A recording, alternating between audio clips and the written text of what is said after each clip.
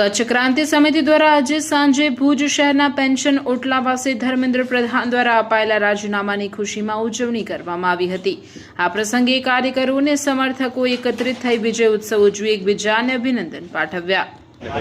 મારું નામ દતેશ વાવસા છે, સામાજિક અગ્રણી છું અને જે દિલ્હીમાં આંદોલન ચાલતું હતું CJPનું અને જે ખાસ કરીને જે આખા દેશના વિદ્યાર્થીઓ જેનાથી એફેક્ટેડ હતા એ બાબતે જે કોકરોચ જનતા પાર્ટી અને જે યુવાઓ છે તેમની વિજય થઈ, એ વિજય માટે અમે વિદ્યાર્થીઓ જે અહીંયા રોજ અમારી સાથે આંદોલનમાં જોડાતા હતા એમનો આભાર વ્યક્ત કરવા આવ્યા છીએ અને ખાસ કરીને એટલા માટે કે એ વિદ્યાર્થીઓ છે એ વિદ્યાર્થીઓમાં હિંમત આવી છે અને તેમણે વિરોધ કરવાનો કાર્યક્રમ કર્યો। દિલ્હીમાં ગોઠવાણો, અમદાવાદમાં, નાગપુરમાં, મુંબઈમાં જે આખા દેશના જેનઝીસ હતા તે બારે આવ્યા એના પરિણામ સ્વરૂપે સરકારને એક પગલું પાછળ લેવો પડ્યો।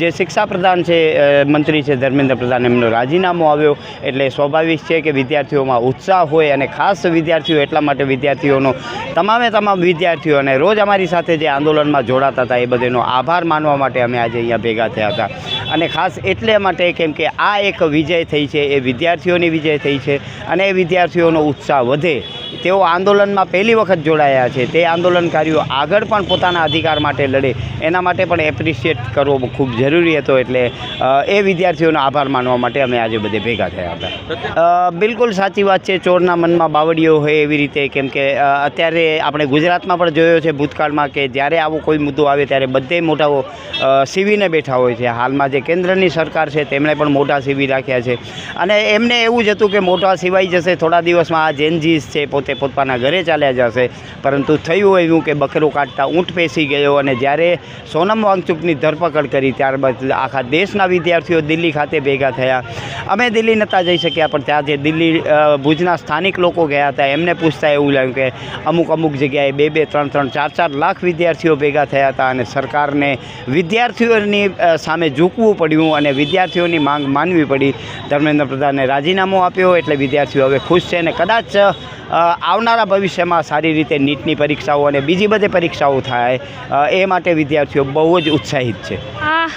આજે અમે થેન્ક યુ જેનઝીસ કરીને એક મુહિમ રાખી હતી અને એનો મેઇન મોટિવ એ હતો કે છેલ્લા થોડા દિવસથી અમે લોકો રેલી કરી, ધરણા કર્યા અને પેન્શનર રોટલા ઉપર એવરીડે અમે આવતા અને અમારી સાથે કચ્છના એ બધા જેનઝીસ જોડાતા હતા, નાગરિકો જોડાતા હતા। આ મુહિમ સાથે જે જંતર મંતર ઉપર થઈ રહ્યું હતું તો આપણે પણ અહીંયા એને સપોર્ટ કરવું જોઈએ, નીટ પેપર લીક ન થવા જોઈએ અને ધર્મેન્દ્ર પ્રધાન એટલે કે શિક્ષા મંત્રીનું રાજીનામું આપવું જોઈએ। અને આજે ખરેખર બપોરે 2:18 દેશમાં એ વસ્તુ થઈ છે જે અત્યાર સુધી કોઈએ નથી જોઈ, આ જનરેશને નથી જોઈ, એ થયું છે એક શિક્ષા મંત્રીને રાજીનામું આપવું પડ્યો છે। અને કે જ્યારે બધા એવું કહેતા હતા, જ્યારે ગઈ જનરેશન એવું વિચારતી હતી કે આ શક્ય નથી, આ પોસિબલ નથી, આ રીલ્સવાળી જનરેશન શું કરી શકશે, આજે જેનઝીસે કરી દેખાડ્યું છે કે હા, જો આ યુવાનો ધારે તો દેશમાં ભલભલા નેતાઓની ખુરશીઓ ડોલાવી શકે છે। આજે એમણે કરી દેખાડ્યું છે કે તમે કામ નથી કરતા તો અમે તમને ખુરશીથી નીચે ઉતારી દેશું અને એમણે એ ખુરશી હટાવી દીધી છે। તો આજે અમે એમને થેન્ક યુ કહેવા માટેની અહીંયા આવેલા હતા ભુજના પેન્શનર એટલે અને ખૂબ જેનઝીસ અને જેનઝીસને સપોર્ટ કરનારા બધા લોકો અહીંયા અમારી સાથે જોડાયા હતા। વિદ્યાર્થીઓની સાથે એ લોકોમાં પણ ખુશીની લાગણી છે કે જે માનતા હતા કે દેશમાં હોપ નથી, હવે ખરેખર હોપ ઊભી થઈ ગઈ છે। એ વિદ્યાર્થીઓએ એ યુવાનોએ હોપ આપી છે, જે હોપ અત્યાર સુધી કોઈની આંખોમાં ન હતી। બધા એમ વિચારતા હતા કે અડધી રાત્રે રીલો જોવાવાળી આ જનરેશન શું કરી શકશે, એટલે તો જે CJI છે એમણે કીધું હતું કે આ બધા કોક્રોચીસ છે।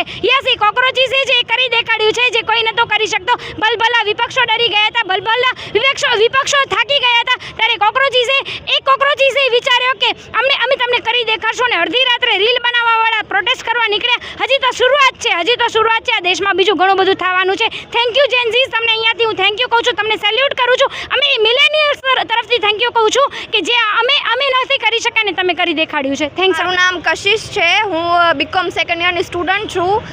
અમારી બધાની માંગ હતી કે એજ્યુકેશન મિનિસ્ટર છે એ પોતાનો ઇસ્તીફા આપી દે, એટલે કે રિઝાઇન આપી દે અને 25 જુલાઈના એમણે ફાઇનલી પોતાનો ઇસ્તીફા આપી દીધો છે બપોરના 2 વાગ્યાની આજુબાજુ। તો અમને ખુશી છે કે એક ચેન્જીસ આવ્યું છે અને ચેન્જીસ ગ્રોથ માટે સારા હોય છે, તો અમને બહુ જ ખુશી છે અને આગળ આ તો ખાલી શરૂઆત છે। અમે હજી પણ દેશના વિકાસ માટે પ્રશ્નો ઉપાડશું, પ્રોટેસ્ટ કરશું, અગર જો દેશના વિકાસ માટે છે, દેશના હિત માટે છે, તો બાકી અમે દેશભક્ત છીએ અને દેશભક્ત જ રહેશું। Thank you.